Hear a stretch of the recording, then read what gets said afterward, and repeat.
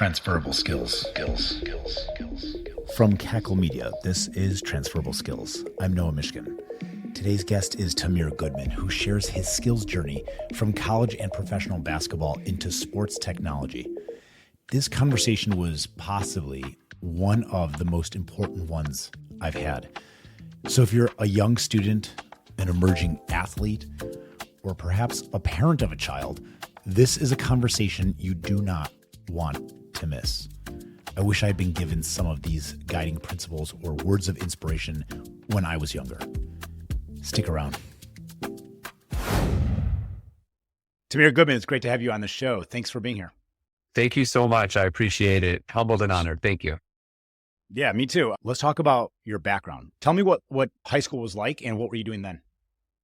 Yeah. So at a very young age, actually, I knew that I wanted to try to be a collegiate basketball player, earn a scholarship. And I also knew that I wanted to play professional basketball. I'd say probably by age 8. Those were my goals. I was very lucky that my parents supported me and that I had a great coach basically from day one. And I'm turning 43 on Saturday, and my coach is still my coach, and we still talk maybe even 2 to 3 times a day.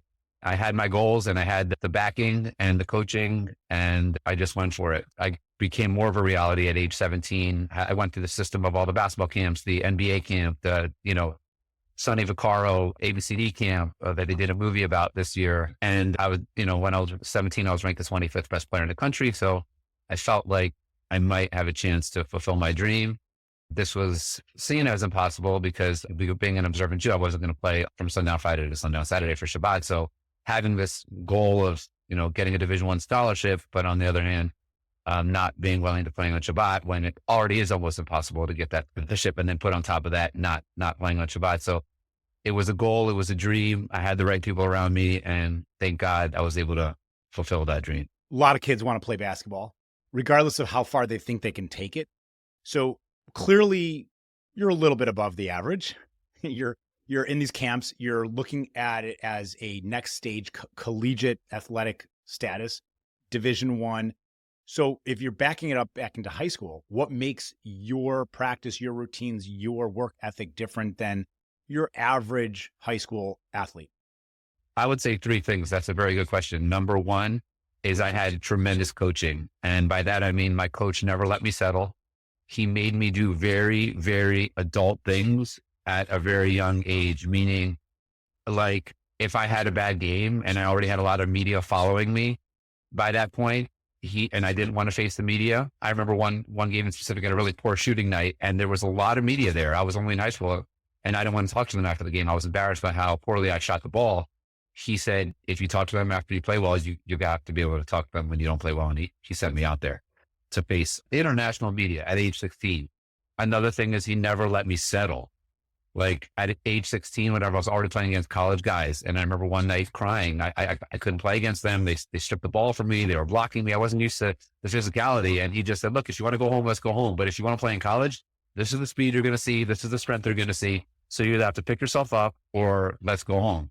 So I had a coach that never let me settle and taught me very adult things, like professional basketball things at a very young age, that I had to face the media. I had to pick myself up. I had to, work at a really high level and push myself every day, time management, all the things that come along with basketball. I had that. So that's one. The second thing is I was very dyslexic. I am very dyslexic. It's very hard for me to read or write anything to do with numbers. And I knew that was a huge challenge for me in the classroom and in life.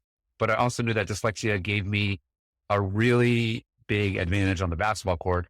And that is I could see things that other people weren't seeing, like timing, finding solutions, seeing cracks in the defense that other people weren't seeing, intuition on the court. Like, because we exercise, we compensate all day long in our brain, that it exercises other parts of our brain that other people don't use. And those creative brain muscles helped me a lot on the court. So that was number 2. So I had the great coaching, and I had being dyslexic. And then probably the most important one is like my faith, growing up in an observant Jewish home and trying to have a relationship with God.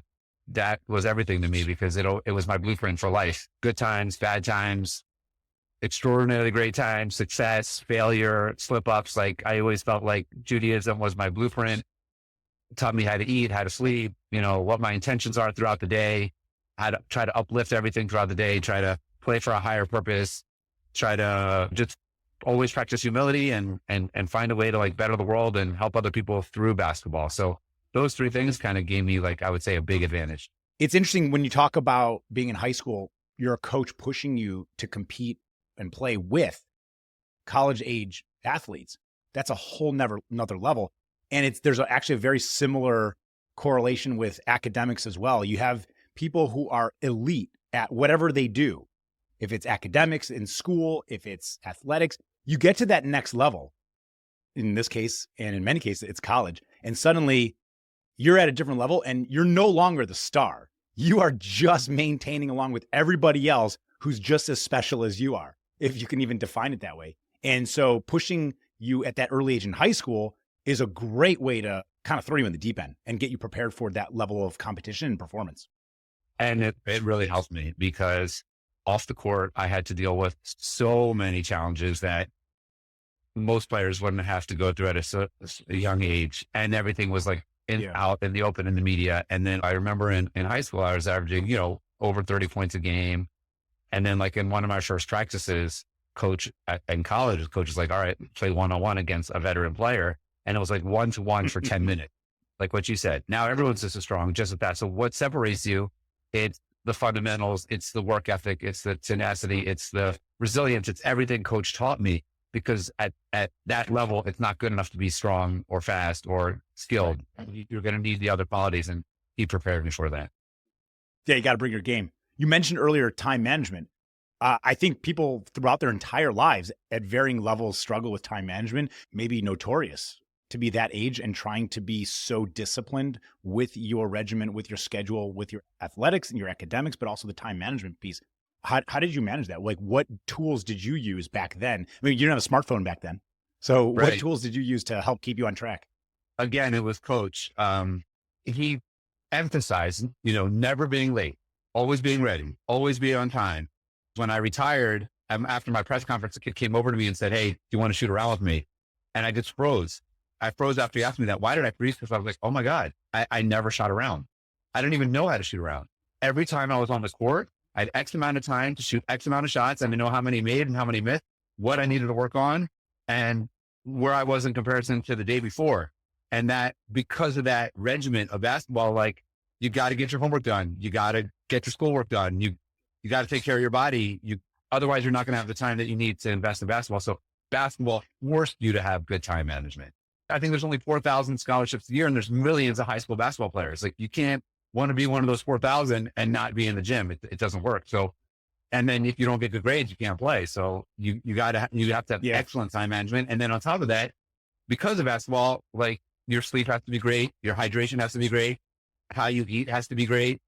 And you're constantly timing everything so that, like, when it's at practice, my body's ready to give as much energy as possible based on how I ate and how I drank throughout the day. So it's forced to be excellent at time management. The prescription of your schedule, was there joy or was it work? I think it's joy, because you feel so accomplished at the end of the day. I sometimes think of the example, like, I can remember waking up and my parents saying, "Hey, go back to sleep. It's a snow day." And you're just like, oh, wow, this is great. Right. But then when you go to bed that night, you're just like, you feel so sluggish. I didn't accomplish anything today. But the next day you had 3 tests. You were prepared for all of them. You had practice. You accomplished everything you want to accomplish. You go to bed, you feel like a champion.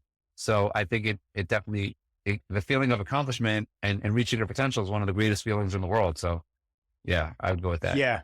My wife is, well said. My wife is an educator. And one of the things she has always imparted on myself is kids want to do well. They want discipline. They want rules, despite them saying they don't like rules, or despite like the behavior. The truth is they do like rules. They do like discipline within reason, because also you want to feel that accomplishment. You want to feel like you're actually progressing and doing well and accomplishing things. And at the end of the day, I know how I feel, just as you described. At the end of the day, if I kind of hung around and didn't do much versus if I wrote a great article, even just for myself that wasn't being published, just in my own journal, I felt like I did something, and I slept better that night. Yeah. It's all about small wins throughout the day. And like you say, it gives kids confidence. It's the same thing. Like, when you get on the court, you always start with, like, close up to the basket and just making 3, 4, 5, 6 shots in a row. Like, win the day, like see the ball going through, see the ball going through, see the ball going through. And then also sometimes people tell me now, like, oh, I'm so unmotivated to work out. They always say like, what's a good drill to work out? And I say the most important drill in all of working out is the first drill. Once you start working out, your body will already want to do more because now you've broken the cycle of negativity.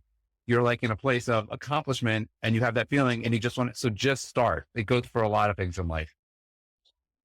I take that to heart greatly. I read a great book. There's a YouTube video of the Navy admiral who gave a great commencement speech at, I think it was Austin, Texas. And he wrote a book afterwards, small book called Make Your Bed. The whole idea behind making your bed, the most important component of why is it so important to make your bed is because it's a very small win. All you got to do is just make your bed. Now you can check that off. You've done something and now it compounds that success throughout your day. I played in a really big game once and there was an NBA player that told me that he was going to come watch me play, like a huge NBA all-star. And I was freaking out that he actually showed up. I was in high school. And the coach is like, before the game starts, go over there and thank him for coming. And I did that. And as soon as I did that, I wasn't nervous anymore. You just, all of a sudden, I did like a positive step, a positive move, a positive, just anything. And then it just like, you could be yourself. And another example I always think of is like, there was a great rabbi named Lubavitch Rebbe, and he used to get more mail than the president of America every day. I heard this story from his assistant rabbi. His name is Rabbi Krinsky. He like came in on the first day of work and there's like stacks of mail all the way up to the ceiling. And he was just like, how do you get, like, where do you even start?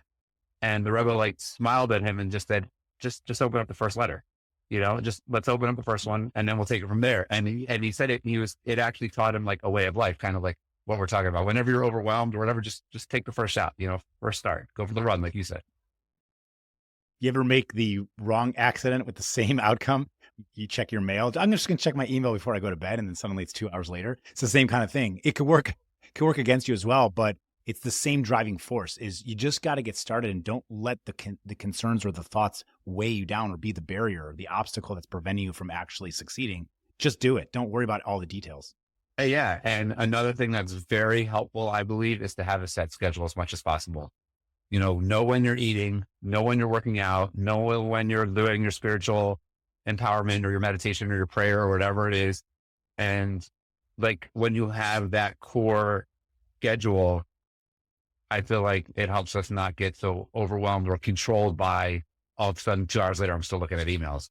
You know, it's consistency. Someone asked me yesterday, like, what's the difference in European basketball and American basketball? Because now like we're seeing that all these European players are coming over and they're winning NBA MVPs. The difference is there's a consistency here, you know, in Europe. Like you play with the same players, same coaching staff, same organization. It's all year round. It's not the same rules. In America, your season, let's say in high school, is like 4 months, but then like there's all these rules. You can't practice with more than X amount of players. You can only see your coach on this and this date. So then you have to go to AAU team. And then like there's a whole new system there, whole new players. Then you got to go to different basketball camps in the summer, whole new system, whole new players. You're losing the consistency. There's tremendous value in consistency. I had a good day. I had a bad, it doesn't matter. I know when I'm eating the next day. I know when I'm working out. And it just, I feel like that's a huge advantage in life is having a consistent schedule as much as possible. You played college level? Played college basketball. Was that fulfilling? Was it everything you expected it to be? It was more than a dream come true. You can't really be ready for it. No matter how much you thought you're in shape, like preseason training at Division I level, it's like something you just can't be prepared for. Like you're maximizing your body to a level that you never thought was possible, but the return is amazing. Like I thank God every day that I got to play college basketball, the team, the campus, the practices, the games, the people you meet, the relationships are amazing. Like if you have good coaches and good teammates, it's a blessing for life. It's an absolute blessing for life. There's almost nothing like it. That's awesome. Incredible. Do you stay in touch with the players on your team? Around the clock. Really? Always. Yeah. Always. Love my guy. My son made the U.S. team for Maccabi, and he actually wasn't sure he wanted to do it. And I'm like, you and I know this, not because we're smarter, because we're more experienced and we've lived longer. And I'm like, dude, you don't understand what you have. You were selected to be on a very exclusive team to represent your country in an international tournament that only happens once every 4 years. His apprehension was, I don't know these guys. I don't know anybody. And I'm like, I guarantee you will. When you're describing going into Division I athletics and the preseason workout routines and the bonding and the maturity that you gain from all that, and being in touch with these people today, that's to some degree, that's what I explained to him. I'm like, these are going to be people you're going to know very quickly. You're going to bond. You're going to work together. You're going to work out together. You're going to know these people forever on your team and some of the players on other teams from other countries. It's a network that you will never get access to again. I think he's starting to understand the weight of it and the opportunity, but he didn't get that. And the camaraderie, the network of peers and friends and professionals in the future, like that he's going to get out of this and that you cannot match that. It doesn't exist elsewhere. It's unbelievable. And I tell college players that they get upset nowadays if they don't get an NIL deal. And I tell them, you actually have the greatest NIL deal, because if you could just play college basketball and network and establish yourself as a great worker and a great person and a great player, that's the greatest NIL deal ever, because I cannot tell you how many people I grew up playing against or playing with that now have huge jobs in the NBA, in college basketball, in sports tech. And they're all relationships that I met, when I was really young, and they're still strong till today because of the bond of basketball. So you don't get an NIL deal, like you say, like it doesn't matter. When you're part of a team, you have no idea who these people are going to be when they get older, and establishing yourself as a great person to be around and a hard worker, it's going to pay off, and you're going to have meaningful relationships for the rest of your life. Yeah. You described this actually is a really important message in especially sports and academics and professional life too, especially in sports. It often comes down to people feeling like zero sum. Either we win it all or it was a terrible season. Either I got the scholarship or it was a waste of my time. Why are we always thinking that you have to be the best or you're nothing? There's so much more you gain from it. That victory, yes, very important. And it demonstrates the ethic and the work ethic and the team camaraderie and the team effort. I get that. It's important to win. But it's more important to look at the journey, everything you got along the way, and the network exposure, access, opportunity, experience. You can't buy that. That is earned, and that is unique. Yeah. 3 thoughts that I think about all the time. One is coach. The principal of school asked him when I was in 11th grade, so are we going to have a good season? And he said, I'll let you know in 30 years. These kids end up being great husbands and leaders in their community and great people that I know we had a great season. Another one is a great rabbi once said, all effort bears fruit. Like, let's say you put in mind that you were going to win the game, but you didn't win the game and you might feel like a failure. No, there's growth there. It could be emotional. It could be spiritual. It could be something that you learn. There's always growth in effort, even if it wasn't the exact results you were looking for. And the third is, I think it was like with IBM, this an employee at IBM in the 80s, he made a huge mistake and he cost like IBM like $5 million one day. And he comes into the office the next day with his resignation letter. He's like, I'm sorry, I lost so much money to the company. And his boss said, what are you talking about? Like, that was the greatest education you could have ever learned. You're not going anywhere. We need you, and we need exactly what you learned from this process.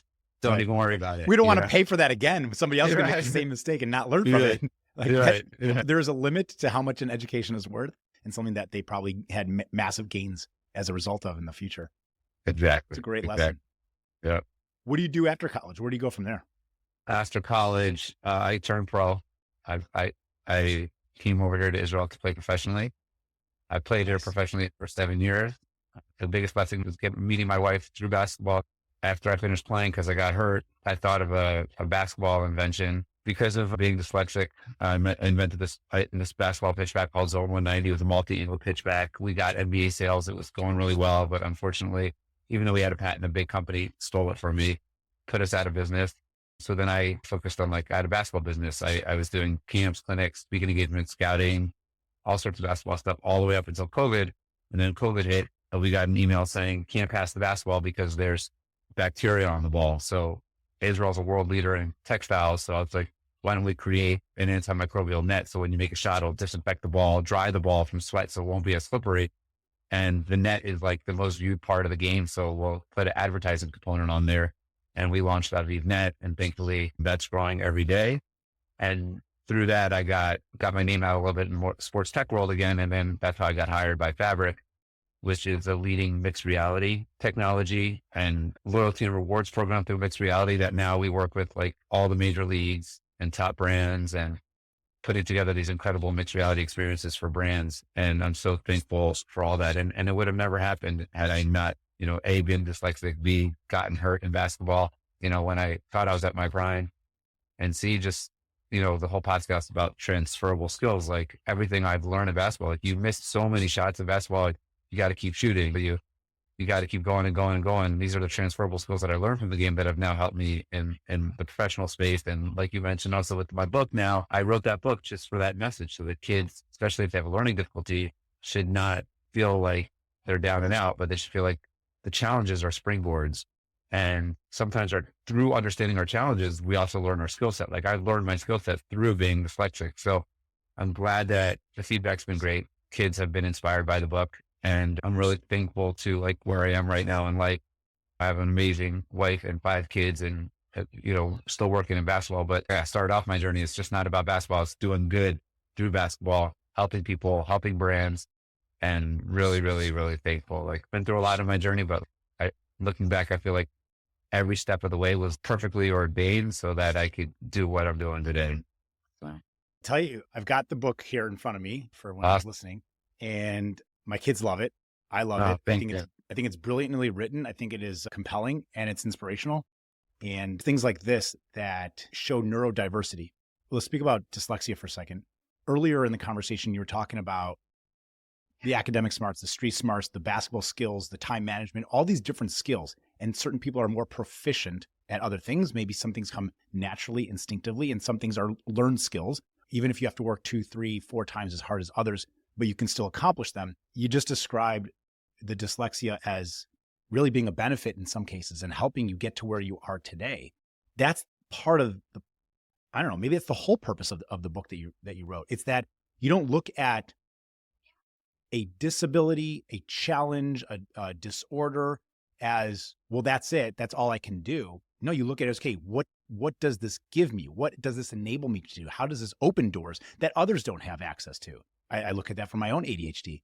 What does that do for me that others can't? And I think that this book serves as a true testament to what it is that the message you're trying to get across, which is that these things are who you are.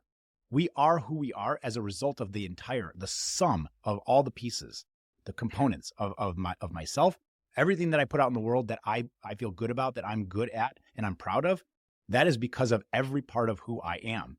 And the dyslexia, I'm curious how your mindset has changed from the early stages when it was first discovered and you were aware of it to where you are today and how you embrace it. Yeah, I think when I was younger, I was trying to hide it. I was already really famous, and I didn't want like coaches to find out, or what if I didn't pass my SATs? Like how embarrassing that would be. Like I have scholarships, and then they're wondering like I can't play college basketball. I can't pass my SATs. So that, the first part of my career, I hid it a lot.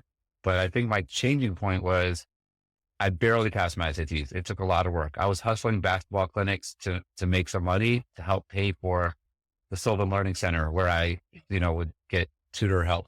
I still remember it was $50 an hour back then. It was a lot. And I worked so hard there. Yeah, I worked so hard there and I did it. I barely passed my SATs enough. I even remember like the moment, like you had to call this number. It was $10 and they tell you what your score is. And whatever it was, I got the minimum and I didn't believe it. I had to ask my father for another $10 so I could call back again and see if I heard the number right. And it was, and then I jumped on him and I was so happy that I did it. But the changing point for me was, okay, here I barely passed, but I got to college, I was Dean's List. And that was the moment where I was like, okay, the can't tell if you're smart or not. I think teens can't determine if you're smart. Like my whole life I've been hiding it and saying I'm dumb, but here when I got my shot in college, I'm Dean's List. Like no one was expecting that. So then I was like, already back then I knew when I was going to write the book. And I knew that one day I was going to like use this experience to like let kids know there's a superpower in their challenges. And that's what makes them special and unique and also extra sensitive. Because like you were saying, like it's much easier for me to talk to a kid with dyslexia because I go through it. Whereas if I didn't have it, it's hard to relate. So our challenges let us know who we are. And they also let us know how to empower others around us in a more sensitive way. And I think that's really important. Standardized tests do not, as you said, measure your intelligence level. All they tell you is how good you are at taking tests. That's the first thing. the same point of asking me what I got on my ACTs. I don't remember. It wasn't amazing, but I don't remember. Right. And it doesn't really matter. The point is I got enough for it to allow me to do the next stage of my life, to get to the next portion. And also how you talk about like the sensitivity and, you know, trusting your source, the reliable source. Who are you to tell me? Well, firsthand, you know, I grew up with ADHD that was undiagnosed until I was 15 years old. So halfway through high school. And I don't need to bore you with the details of learning nothing up until that moment. And I was training my brain to tell me that I was dumb, that I was low IQ. And so you can imagine, maybe even relate to the number of years it took to untrain that. But once diagnosed, and then you had access to the tools and the resources. You talk about college being named Dean's List. It's because you finally had the resources and the tools to allow you to succeed. Same thing in sports. You need the right coach, you need the right resources, and you need the right training and regimen in order to be disciplined, in order to push you to the performance that are at least up until the limitations and maybe even a little bit past your own perceived limitations. But you can't do that without the right tools. You can't do that without the resources. And so once you go through an awareness and acceptance and understanding, great, now what? Yeah. And I think the Torah tells us, like, make for yourself a rabbi, make for yourself a mentor. If we could surround ourselves with people that love us unconditionally, and that people that believe in us more than we believe in ourselves, it's going to be incredible what we could accomplish. I remember, just for example, like my strength coach, I had a great strength coach in high school. I remember the first time he put the big plates on, the 45s, and I had a bench press, and I'm looking at them and I'm like, there's no way I'm going to be able to do this. And Rob's like, coach, like, you got this, bro. Like, and I did. He just reached heights that you couldn't even believe your own. So thank God I always had the best family and, you know, the best coaches. And now in my adult life, the best wife. I mean, it's like the greatest blessing. It is the greatest blessing. It really is. Everything else falls into place after that. Yeah. Think about in the gym, how many more reps you do when there's accountability, when someone's there to push you. I know that when I go to the gym, I probably lift half the amount that I do when I'm there with a friend, because they push me. They push me and I'm not going to give up. I got 3 more in me only because someone told me I do. So you have the wall, and then you break past the wall. Yeah. Surround yourself with people that believe in you more than you believe in yourself. And also try to only watch positive things, listen to motivational things, listen to motivational music. I cannot tell you how much, like, growing up watching Rudy impacted my life, watching, you know, Rocky, watching, you know, movies of like transcendence, people overcoming. It's important to surround ourselves with like positive messaging and transcending and people overcoming. Otherwise it's just, there's too much negativity out there that could just drown us and keep us like still and not moving forward. Yeah. And all living things must grow. We must always try to get better, win each day. Yeah. Amen. There's a lot of negativity out there, and it's not hard to find. You don't even have to look for it. So if you surround yourself by positivity, positive messages, the negativity isn't actually going to help you at all. It's not. There's nothing productive about negative thoughts or negative messaging. So positivity, we know how we feel. Same thing early at the beginning of the conversation. How you feel when you go to bed at night, knowing you've accomplished something, that you've done well. You feel great, you sleep well, and you wake up the next morning ready to do even more than that. Negativity, well, you're under the covers, you lay in bed, you hit snooze a couple times, you're sluggish, you feel down, you're not even always sure why. Negativity is not productive. I like that. Surround yourself with positivity, positive messaging, positive inspiration, and outlook. So yeah, and I think one of the most important teachings in Judaism, the blueprint, is like, we have our godly soul and our non-godly soul. And the godly soul is like optimistic. Go get it. You got this. God believes in you. You got it. Win the day. You have an idea. Go for it. Confidence, kindness, sharing, giving. And then we have the negative side of our soul, which is jealousy, sluggishness, being cynical, stuff like that. And then, like, as you get older, you get to like process and like, where is this coming from? You know, my decision-making process. Am I making this from the right side or not the right side? And once we learn how to identify that and make decisions from there, from our healthy part of our soul, it's just a much healthier way to live. And I think it also brings results too. You also think about the people you like to hang out with. Yeah. They're not the ones that are negative. They're the people that are positive. The ones that make you feel better after you've been with them. Those. Yeah. It doesn't have, you don't have to sell it. I love positive coaches. It's not like a positive, good morning. How you doing, coach? What's up? Good to see you. We're going to win today. Like, I always start, like, when I train and coach, we always start at 6 a.m. Sometimes the kids come in, they're half awake, and I'm already fired up because I get up at like 3:45. I've already studied, I already worked out. I get it. I'm fired up. You guys fired up? And they look at me like I'm crazy, but I'm trying to teach them it's a way of life, you know, positivity. Yeah. Do you bring that positive coaching and the positivity into your parenting life? 100%. Always.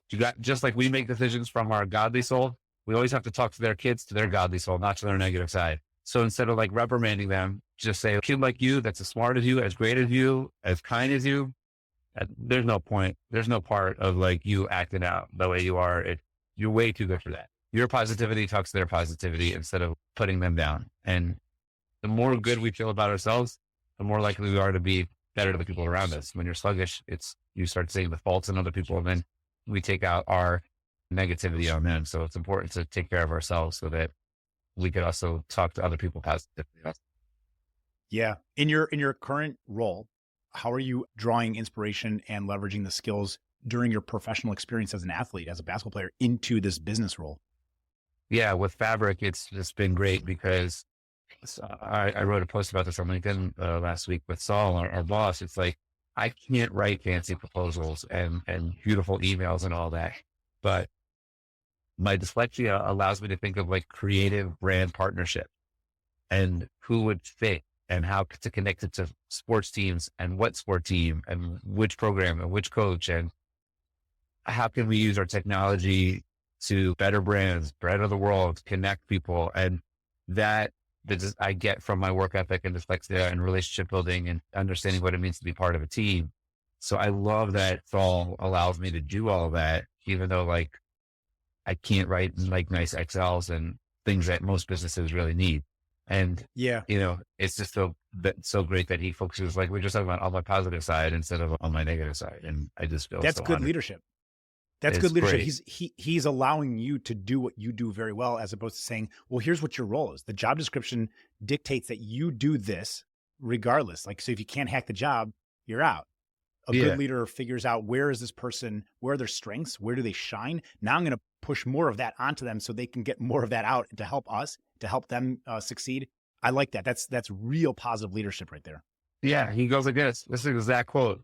Just get the job done. He's like, I don't care how you do it. Like, he just totally trusts me. He's like, you got your way of doing it. You go ahead and do it. And I love when he told me that. That's awesome. You use the word creativity or creative when you described creativity in matching brand partnerships, because that's just how your brain is wired. I had a friend who said, I want an opportunity to be more creative. And I asked for his definition of creativity. And then I also asked somebody who's on the podcast next week what her definition of creativity is. And they're different. And that's so interesting. And this is a perfect example that you gave in how your creative mind allows you to succeed in business. It's that you're understanding how connecting two seemingly unrelated or different brands and how there's a symbiotic relationship that needs to be built. You see those things and you're putting those together. That is creativity. Beautiful. I can't wait to send this message to the people I've talked to about this topic. Yeah. Thank you so much. I really appreciate it. Absolutely. Yeah. I think the most important thing for me is that everyone should feel free to reach out to me. Like, you never lose out by helping people and being there for people. So it's just important. If anyone ever feels like I can help them or want to meet, whatever, I'm available. So thank you. I appreciate that. Everybody will appreciate that. I always link the person's LinkedIn bio in the show notes. That'll be there. I'll also link everything else associated with you, what you're working on, what you have been working on. Obviously the book is great. It's out there. It's a great resource. It's inspirational. The things that I'm taking away from this conversation, I could probably list about 10 or 15, but the things that stood out to me most was your ability to rise to the level of the expectations of your coach and your teammates through your work ethic, your regiment and time management, and just pushing yourself beyond the perceived limitations of an individual, pushing yourself to the next level, saying, I'm at this level right now, but I'm going to play at this level. I'm going to prepare myself today for tomorrow's level. That's the first thing. And the second thing, maybe more important than that, is your positive energy, your outlook on life, the positivity and the inspiration that you draw from the Jewish roots that you have, Torah, Rabbi Menachem Mendel Schneerson, his right-hand man, like all these different sources that you leverage within your life as inspiration, as fundamental code that drive your inspiration in life, getting things done, being productive, and doing all that through a filter and a lens of positivity. I couldn't ask for a more important message to be stated here. Thank you. Thank you for having me on. Thank you for thinking of me, and blessings and success with all of your work. Thank you, Tamir. Great to have you. Thank you. I want to thank Mark Morgan for recommending Tamir as today's guest, and to you, our listeners, for joining us on this episode. Remember, the skills you've gained can take you anywhere. Until next time, keep exploring those transferable skills.